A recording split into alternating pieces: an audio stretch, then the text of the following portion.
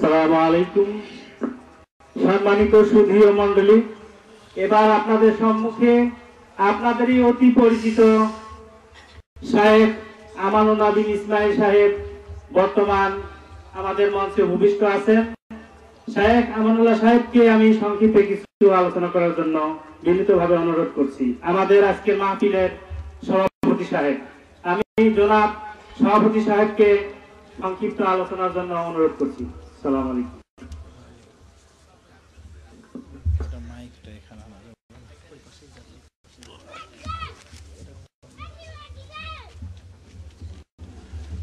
কথা বলবো আমাদের প্রধান বক্তা আব্দুর রাজ্জাক বিন ইউসুফ হাফিজাহুল্লাহ ওয়া রাআহু ওয়া বারাকাল্লাহু ফি ইলমিহি ওয়া হায়াতিহি ওয়া তাগাম্মাদাহুল্লাহু বিগুফরানিহি আল্লাহুম্মা আমিন। উনি মঞ্চে আসার আগেই বা ওনার আলোচনার আগে আমি সংক্ষেপে কয়েকটি কথা বলবো। আমি আমার উদ্বোধনী ভাষণে আমি বলেছিলাম যে ওখানে একটি বিরাট অনুষ্ঠান হচ্ছে, ওখানে কয়েক লক্ষ মানুষ, তাই না? তো ওই কয়েক লক্ষ মানুষের ওখানে আমরা না মিশে গিয়ে আমরা এখানে আবার আলাদা একটা ছোট অনুষ্ঠান করলাম, এর কারণ কি? এটা একটা প্রশ্ন না? যদি জিজ্ঞেস করেন কেউ যে তোমরা কয়জন লালু আর ভুলু এখানে বসে, তো এখানে কেন অনুষ্ঠান করছো? ওদের সাথে এই লাখ লাখ জনতার সাথে মিশে গেলেই তো চলে, তা আমরা ওদের সাথে কেন মিশতে পারি না? সে প্রসঙ্গে 11টি কথা বলবো আমি ইনশাআল্লাহ। কয়টি কথা বলবো? 11টি কথা। 11টি কথা 11 মিনিটের মধ্যে বলার চেষ্টা করব, যদি একটু বেশি হয়ে যায় মাফ করবেন। 1 নম্বর হলো, তাদেরকে যদি আমরা জিজ্ঞেস করি যে তাবলীগ জামাতের প্রতিষ্ঠাতা কে, তারা সরাসরি উত্তর দিবেন যে তাবলীগ জামাতের প্রতিষ্ঠাতা ইলিয়াস রহমাতুল্লাহ আলাইহি। কিন্তু আল্লাহ পাক বলছেন ইয়া আইয়ুহার রাসূলু বাল্লিগ মা উনজিলা ইলাইকা মির রাব্বিক, হে রাসূল আপনি আপনার রবের পক্ষ থেকে যা নাজিল হয়েছে তা পৌঁছিয়ে দিন, তার তাবলীগ করুন। ফাইল্লাম তাফআল ফামা বাল্লাগতা রিসালাতাহু, আপনি যদি তাবলীগ না করেন তাহলে রিসালাতের দায়িত্ব আপনি পালন করলেন না। তো আল্লাহ বলছেন তাবলীগ জামাত শুরু করে গেছেন নবী মুহাম্মদুর রাসূলুল্লাহ সাল্লাল্লাহু আলাইহি ওয়াসাল্লাম, আর ওনারা বলছেন তাবলীগ জামাতের প্রতিষ্ঠাতা ইলিয়াস রহমাতুল্লাহ। মারাত্মক ভুল হয়ে গেল। 2 নম্বর হলো, তাবলীগ মানে প্রচার। কিসের প্রচার করতে হবে? ওনারা বলবেন যে তাবলীগী নেসাবের প্রচার করতে হবে। আর আল্লাহ পাক বলছেন ফাযাক্কির বিল কুরআনি মান ইয়াখাফু ওয়াঈদ, তোমরা কোরআন দ্বারা নসিহত করো যে পরকালকে বা আল্লাহর শাস্তিকে ভয় করে।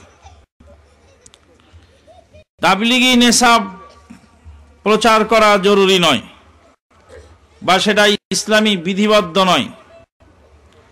3 নম্বর, কার সন্তুষ্টির জন্য আমরা তাবলীগ করব? তাবলীগী নেসাব কিতাবখানা খুললে তার ভূমিকায় দেখতে পাবেন লেখা আছে মাওলানা ইলিয়াস রহমাতুল্লাহ আলাইহি আমাকে দ্বীনে তাবলীগের উপরে একটি বই লেখার নির্দেশ দেন। আজকে গিয়ে আপনারা বাড়িতে গিয়ে তাবলীগী নেসাবের বই খুলবেন, খুলে দেখবেন লেখা আছে মাওলানা ইলিয়াস রহমাতুল্লাহ আলাইহি আমাকে তাবলীগে নেসাবের উপরে একটি বই লেখার জন্য নির্দেশ দেন। এত বড় বুজুর্গের সন্তুষ্টি বিধান আমার পরকালের নাজাতের ওসিলা হইবে মনে করিয়া আমি এ কাজে সচেষ্ট হইলাম। এই কথাটা যদি শিরিক না হয়, এতে দুনিয়াতে আর শিরিক খুঁজে পাওয়া যাবে না। তা আমরা আল্লাহর দ্বীনের কাজ করি আল্লাহর রেজামন্দির জন্য, আর ওনারা কাজ করেন বুজুর্গের সন্তুষ্টির জন্য। বুজুর্গের সন্তুষ্টি জরুরি। মুসলিম শরীফের হাদিসে আসছে 3 ব্যক্তিকে দিয়ে আল্লাহ পাক জাহান্নাম উদ্বোধন করবেন, তার মধ্যে ওই ব্যক্তি যে ব্যক্তি মানুষকে সন্তুষ্টি করার জন্য আল্লাহর দ্বীনের কাজ করেছিল। 4 নাম্বার হলো তাবলীগের উসুল কয়টি হবে? আল্লাহর নবী এবং আল্লাহ দিয়েছেন ইসলামের বুনিয়াদ 5টি, ইমানের বুনিয়াদ 6টি। ওনারা তাবলীগের উসুল লিখেছেন 6টি, তার মধ্যে কালেমা নামাজ 2টা রেখেছেন। তারপরে বাকিগুলি কি করছেন? নিজেরা সংযোজন করছেন। কালেমা নামাজ ইলম ও জিকির, ইকরামুল মুসলিমিন, সহিহ নিয়ত, তাবলীগ। কালেমার নামাজটা ঠিক আছে, আর বাকি যাকাত, হজ, রোজা এগুলি সব কি করছে? উসুল থেকে আউট করছে। তো উসুল নতুন করে বানানোর অধিকার তোমাকে কে দিল? এরপরে কালেমার অর্থ বলছে কিছু থেকে কিছু হয় না, যা কিছু হয় আল্লাহ থেকে হয়। কোন তরিকায় শান্তি নাই নবীর তরিকা ব্যতীত। তরিকা মানছে ইলিয়াসের, আর বয়ান করছে কোন তরিকায় শান্তি নাই নবীর তরিকা ব্যতীত। আর বলছেন কিছু থেকে কিছু হয় না, যা কিছু হয় আল্লাহ থেকে হয়। একদিন একজনকে জিজ্ঞেস করলাম চুরি হয় কার থেকে? বলে চুরি তো চোরেই করে। তো চুরি যদি চোরেই করে, তো তাহলে আপনি বলছেন যে কিছু থেকে কিছু হয় না, কোনো কিছু থেকে কোনো কিছু হয় না, যা কিছু হয় আল্লাহ থেকে হয়। এটা হলো জাবরিয়া মতবাদ। এরা কি মতবাদ? জাবরিয়া মতবাদ। এই জাবরিয়া মতবাদের লোকেরা ওমর ইবনে খাত্তাবের আমলে চুরি করেছিল। চুরি করার পরে যখন হাত কেটে দেওয়ার অর্ডার হয়ে গেল, তখন তারা বলছেন যে নাহনু সারাকনা বিকাদারিল্লাহি ইয়া আমিরাল মুমিনিন, আল্লাহর তকদিরে লেখা ছিল তাই আমরা তা চুরি করেছি, তো আমাদের হাত কাটবেন কেন? ওমর ইবনে খাত্তাব বললেন নাহনু কাতানা আইদিকুম বিকাদারিল্লাহি আয়দা, তোমার তাকদিরে লেখা ছিল চুরি করা তাই তুমি চুরি করেছো, আর আমার তাকদিরে লেখা আছে তোমার হাত কেটে নেওয়া তাই আমিও হাত কেটে নিলাম। অতএব জাবরিয়া মতবাদ তারা প্রচার করছে, ওই জন্য আমরা তাদের সাথে মিলতে পারছি না। উনি ওই নেশাব পড়ে শোনাচ্ছেন, আর আমি মদিনা থেকে পড়ে আসছি, তো আমাকে ওই নেশাবই পড়তে লাগিয়ে দিবে। তো কাজে আলেম থাকা আর না থাকার কোনো ভ্যালু নেই। 8 নাম্বার, দাওয়াত কোন দিকে হবে? ওখানে আল্লাহ পাক বলছেন উদউ ইলা সাবিলি রাব্বিকা, তোমার রবের পথে ডাকো, কোন দলের পথে ডাকা যাবে না। কিন্তু তারা দলের পক্ষে ডাকছে।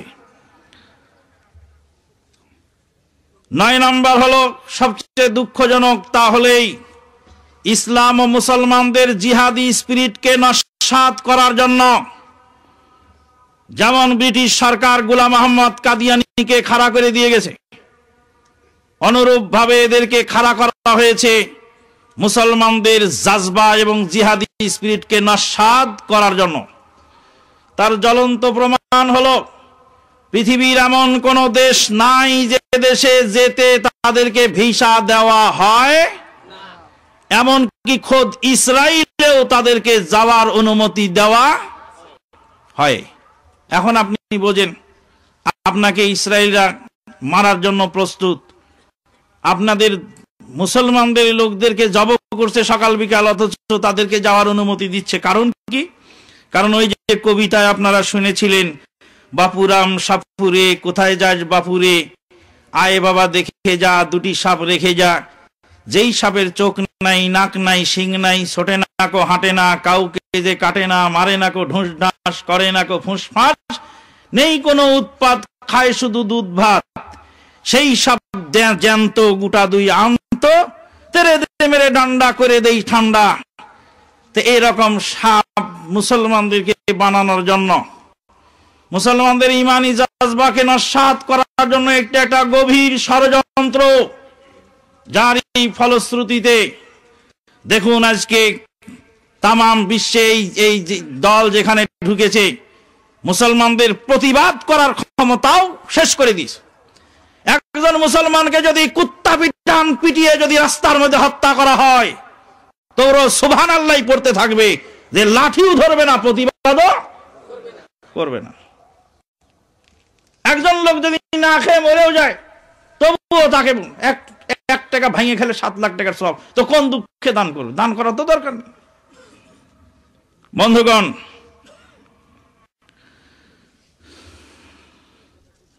10 নম্বর কথা হলো, এই বয়ানের সময় বলা হচ্ছে এই মুবারক জামাত যে এই রাস্তা দিয়ে হেঁটে যায়, সেই রাস্তা, সেই এলাকায় 7 দিন কবরের আযাব বন্ধ থাকে। আর এই মুবারক জামাত যদি কোন এলাকায় গিয়ে স্ট্রে করে, থামে, অবস্থান নেয়, তাহলে 40 দিন কবরের আযাব বন্ধ হয়। একদিন একজন বয়ান করছেন, তো আমি বললাম যে দলিল দেন। কয় দলিল তিরমিজিতে আছে। বাইর করেন, তিরমিজিতে কোথায় আছে? তিরমিজির কি জানো তুমি? তো না, আমি তো জানি না, তুমি জানো, তুমি বের করে দাও।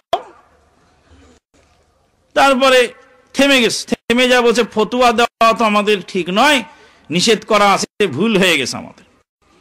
আমি বলছি, যুবকেরা তোমরা শোনো, তোমরা দড়ি নিয়ে আসো, এই মুবারক জামাতকে আমরা গোরস্থানে বেঁধে রাখি, তাহলে আমাদের মুর্দাদের কবরের আযাব চিরতরে বন্ধ হয়ে যাবে।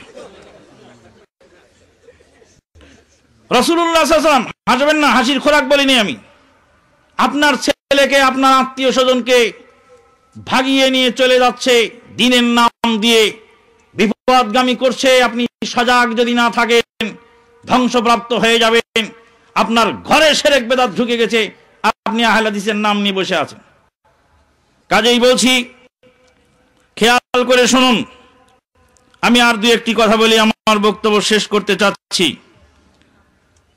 11 নম্বর হলো, অনেকেই বলতে চাচ্ছেন যে আমরা গরিব দুঃখী মানুষ, হজে যেতে পারি না, ওখানে টুঙ্গির ময়দানে গেলে আমরা গরিব মানুষের একটি হজ।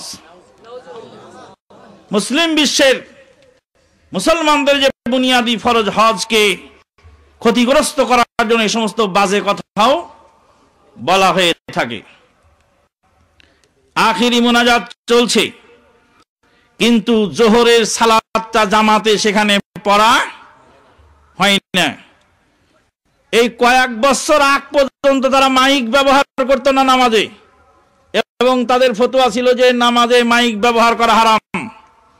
যার ফলে দেখা গেছে যে প্রায় 25 লাখ মুসলমানদের নামাজ কি হয়েছে, আগের কাতারের লোকেরা আল্লাহু আকবার দিচ্ছে, তারপরে আরেকজন দিচ্ছে, তারপরে আরেকজন দিচ্ছে, তারপর 1 কিলোমিটার পৌঁছতে পৌঁছতে প্রথম আলারা দ্বিতীয় রাকাত পড়ছে, আর শেষ আলারা প্রথম রাকাতও তখনও তাদের কাছে পৌঁছে নেই। এই যে হঠকারিতা, এখন মাইক ব্যবহার করো কেন?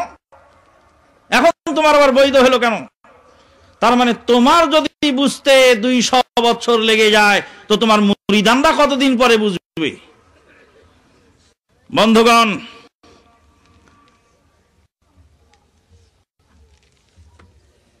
অনেক কথা ছিল, বলতে গেলে অনেক দেরি হয়ে যাবে, আমি দেরি করব না। তবে শেষ কথা হলো এই, এখন প্রশ্ন হবে, তাহলে এত লোক এই কাজে যায় কেন? এটা একটা প্রশ্ন না? এত লোক, তুমি লালু ভুলু, তোমার আবার কয় পয়সা দাম, তুমি আমানুল্লাহ মাদানী, তুমি এত বাজে কথা বলো কেন? তুমি এরকম একটা দল খাড়া করো না কেন? লক্ষ লক্ষ জনতা সারা বিশ্ব থেকে আসতে, তারা কি ভুল করে নাকি? তার দলিল জাহাঙ্গীর আলম ইসলাহির বক্তৃতার মধ্যে হয়ে গেছে। জাহাঙ্গীর আলম ইসলাহি কি বলেছেন? হাসরের মাঠে কয় লাখ লোক হবে বলেন? কত লাখ? কত কোটি মানুষ হাসরের মাঠে হবে তা আমরা জানি না। এত কোটি লোক মিলে সুপারিশের জন্য কার কাছে যাবেন? প্রথম কার কাছে যাবেন? আদম আলাইহিস সালামের কাছে যাবেন।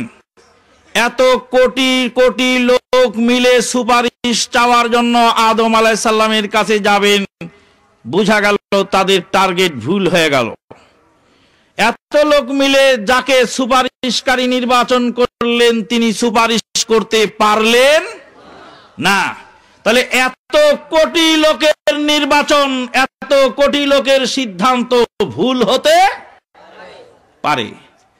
ইউসুফ আলাইহিস সালাতু ওয়াস সালামের 10 ভাই ইউসুফকে মেরে কুয়ায় ফেলে দিয়েছিল আর বলেছিল ইউসুফকে বাঘে খেয়েছে। 10 জনের কথা ঠিক না একজনের কথা ঠিক? 10 জনের কথা মিথ্যা হতে পারে, তার জ্বলন্ত প্রমাণ আল্লাহর কোরআন। কাজেই অনেক লোক হক এবং বাতিলের দলিল নয়, সত্য এবং মিথ্যার দলিল নয়। ওখান থেকে আরেকটি জিনিস বোঝা গেছে, তাহলেই না জানলে সারেন্ডার করতে হয়। আদম আলাইহিস সালাতু ওয়াস সালাম বললেন, আমার দ্বারা সুপারিশ করা সম্ভব। কত লাখ মানুষের সামনে বললেন? কোটি কোটি মানুষের সামনে নিজের অক্ষমতাটা স্বীকার করে নিলেন। হাদিস থেকে ওই মুফতি, ওই মিথ্যাবাদী মুফতির জন্য শিক্ষণীয়, যে মিথ্যাবাদী মুফতি না জেনেই ফতোয়া দেয়, তার উচিত বলা যে এই ফতোয়া আমার জানা নাই, আমার দ্বারা এই ফতোয়া দেওয়া সম্ভব নয়। বন্ধুগণ, মুসা কালিমুল্লাহ আলাইহিস সালাতু ওয়াস সালামের কাছে সুপারিশের জন্য সমস্ত হাসরবাসীরা যাবেন। মুসা কালিমুল্লাহ সুপারিশ করতে কি করবেন?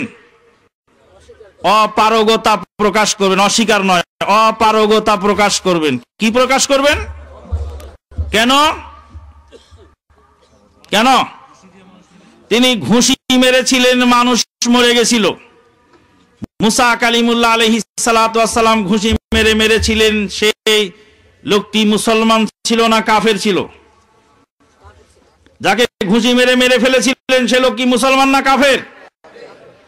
বিনা কারণে মেরেছিলেন না অপরাধের কারণে মেরেছিলেন? ইচ্ছা করে মেরেছিলেন না অনিচ্ছায় মেরেছিলেন? মারার পরে অহংকার করেছিলেন না অনুতপ্ত হয়েছিলেন? মাফ চেয়েছিলেন কি চান নাই? আল্লাহ কি মাফ করেছিলেন কি করেন নাই? এখন আবার ফিরে আসেন। মুসা কালিমুল্লাহ মেরেছিলেন কাফেরকে, অপরাধ করার কারণে মেরেছিলেন, অনিচ্ছা সত্ত্বে মেরেছিলেন। মারার পরে অহংকার না করে অনুতপ্ত হয়েছিলেন, আল্লাহর কাছে মাফ চেয়েছিলেন, আল্লাহ মাফ করেছিলেন। আল্লাহ মাফ করার পরেও একজন মানুষকে অনিচ্ছা সত্ত্বে, একজন কাফেরকে অনিচ্ছা সত্ত্বে, একজন অপরাধীকে অনিচ্ছা সত্ত্বে মারার কারণে মাফ চাওয়ার পরে, মাফ পাওয়ার পরেও মুসা কালিমুল্লাহ আল্লাহর কাছে যেতে সাহসে কুলাবে না। হাদিস থেকে বোঝা গেল জঙ্গিবাদ চলবে না। আপনি বোম মেরে মানুষ মারবেন, মুসলমানকে হত্যা করবেন, আর ওটার নাম ইসলাম। ইয়াউমাল কিয়ামতে ওই নিহত লোক যখন গিয়ে তার ওই ছিঁড়ে থাকা ওই নারী ভুঁড়ি গাছের ডালের সাথে ঝুলেছিল বোমের আঘাতে, ওই নারী ভুঁড়ি নিয়ে আল্লাহর দরবারে গিয়ে হাজির হবে আর বলবে যে আল্লাহ আমাকে কেন বোম মেরে হত্যা করেছিল, তার জবাব চাই। আপনি কি জবাব দিবেন তখন? এত বড় জলিলুল কদর নবী মুসা আলাইহিস সালাতু ওয়াস সালামের দুইটি বৈশিষ্ট্য ছিল। এক নাম্বার বৈশিষ্ট্য ছিল তিনি মুসা কালিমুল্লাহ, আল্লাহর সাথে ডাইরেক্ট কথা বলেছেন। মুসা আলাইহিস সালাতু ওয়াস সালামের দ্বিতীয় বৈশিষ্ট্য হলো মেরাজের রাত্রিতে আমাদের নবীকে তিনি পরামর্শ দিয়েছিলেন। শ্রেষ্ঠ নবীর অ্যাডভাইজার মুসা কালিমুল্লাহ, আল্লাহর সঙ্গে ডাইরেক্ট কানেকশন মুসা কালিমুল্লাহ।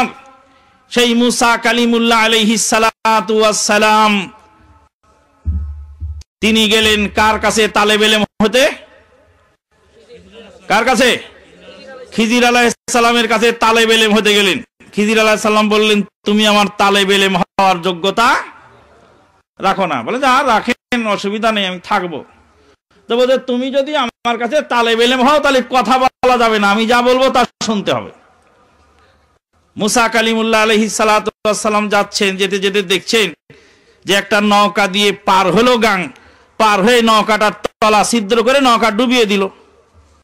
মুসা আলাইহিস সালাতু ওয়াস সালাম দেখলেন এটা আস্ত ডাকাত লোক, আরে এর উস্তাদ মানছি, এবার কেমন উস্তাদ রে। তো জয় মিয়া তুমি এই নৌকা পার হলে, গাং পার হওয়ার পরে এটারে ছিদ্র করে ডুবাই দিলে কেন? আখারাক্তাহালে তুগরিকা আলহা। কোরআনের এই আয়াত থেকে বোঝা গেল তোমার উস্তাদ যদি হয় আর যদি অন্যায় করে তার প্রতিবাদ করতে হবে। সাগরে ধরেছেন, তালেব ইলম হয়েছেন, স্বীকারোক্তি দিয়েছেন যে আপনার সাথে থাকবো, কোনো কথা বলবো না। তারপরে যখন দেখছে যে নৌকা দিয়ে গাং পাড়ি দিয়ে সেই নৌকার তলা ছিদ্র করে দিয়ে চলে যায়, সাথে সাথে প্রতিবাদ করলেন। খিজির আলাইহিস সালাম বলছে, আরে তোমার সাথে আমার চুক্তিটা কি ছিল? কয় চুক্তি মুক্তি যাই হোক, আমারে মাফ করে দেন, ভুল হয়ে গেছে। কিছু দূর যাওয়ার পরে একটা নিষ্পাপ বাচ্চারে কোপ দিয়ে কি করলেন? কেটে ফেললেন। মুসা আলাইহিস সালাতু ওয়াস সালাম দেখছে সর্বনাশ, এরে আমি মানছি উস্তাদ, এ তো আস্ত ডাকাত, জিন্দা বাচ্চাটারে হত্যা করে ফেললো।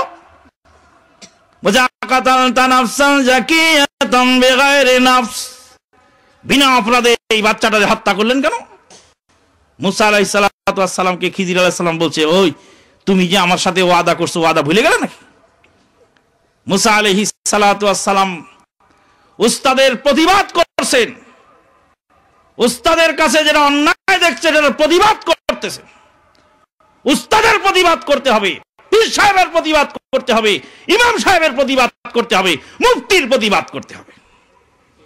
আমাদের শেখ আব্দুর রাজ্জাক বিন ইউসুফ সাহেব বলেন, মিথ্যাবাদী মুফাসসিরকে যেদিন এদেশের মানুষ গলায় গামছা লাগায় স্টেজ থেকে নামাবে, সেই দিন থেকে মিথ্যাবাদীর বক্তৃতা বন্ধ হবে।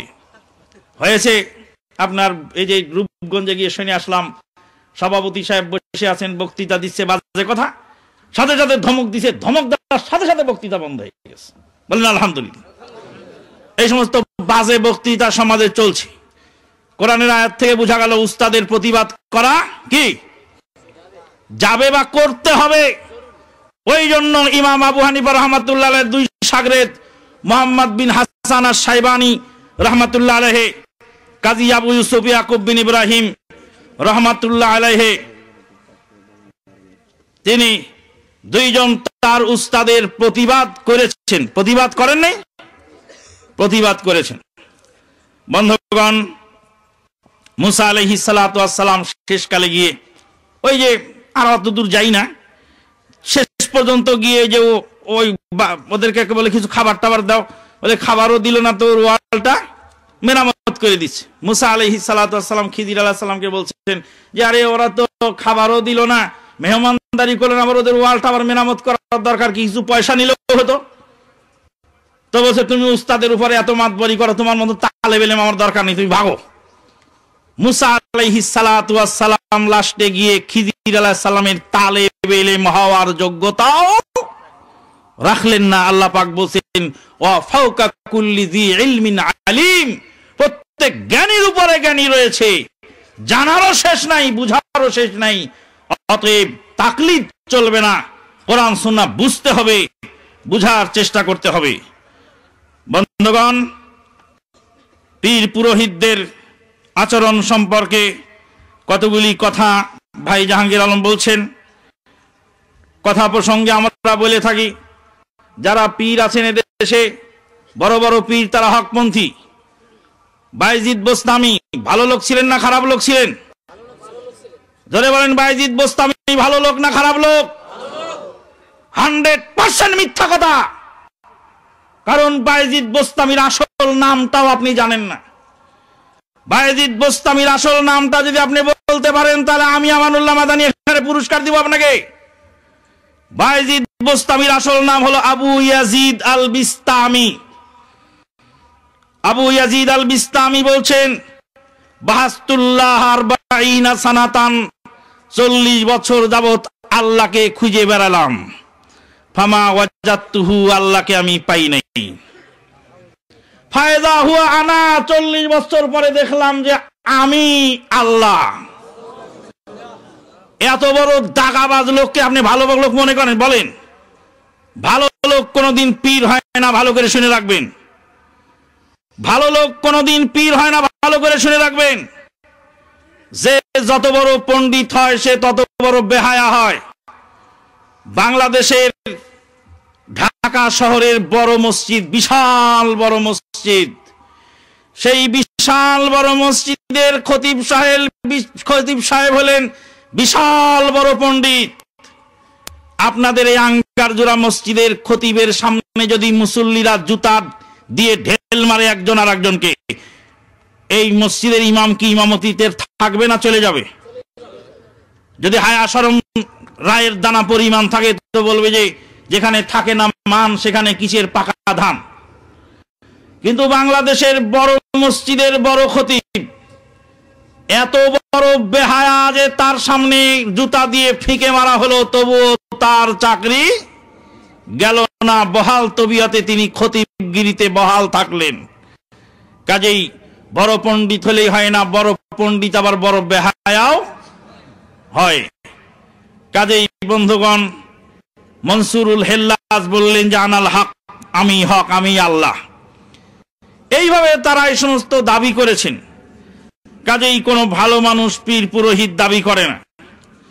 আমি আমার বক্তব্য সামনের দিকে না নিয়ে এখানেই সমাপ্ত করছি। প্রশ্ন যেগুলি আসছে ওগুলি আমাদের প্রধান বক্তা শেখ আব্দুর রাজ্জাক সাহেব শেষে উত্তর দিবেন ইনশাআল্লাহ।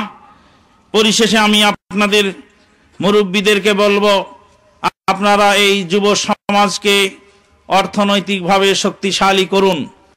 আপনার ছেলে ইচ্ছা করলে এখানে একটি গানের আসর বসাতে পারতেন, এখানে একটি নর্তকী নাচানোর আসর বসাতে পারতেন, কিন্তু তা না বসিয়ে আপনার ঘরের সন্তান কোরআন ও সুন্নাহ প্রচারের জন্য ব্যবস্থা নিয়েছেন। এই জন্য তাদেরকে ধন্যবাদ না দিলেই নয়, তাদের জন্য প্রাণ খোলা দোয়া না দিলেই নয়। দয়াময় তুমি ওই যুবক ভাইদেরকে তুমি কবুল করে নাও। হাসরের ময়দানে তাদেরকে তোমার আরশের তলায় ছায়া দিও। মুসলিম উম্মতের খলিফা ওমর ইবনুল খাত্তাবের মতো ঈমান তাদেরকে দিয়ে দাও। কোরআন সুন্নাহর তন্দ্র প্রহরী হিসাবে তাদেরকে কবুল করে নাও।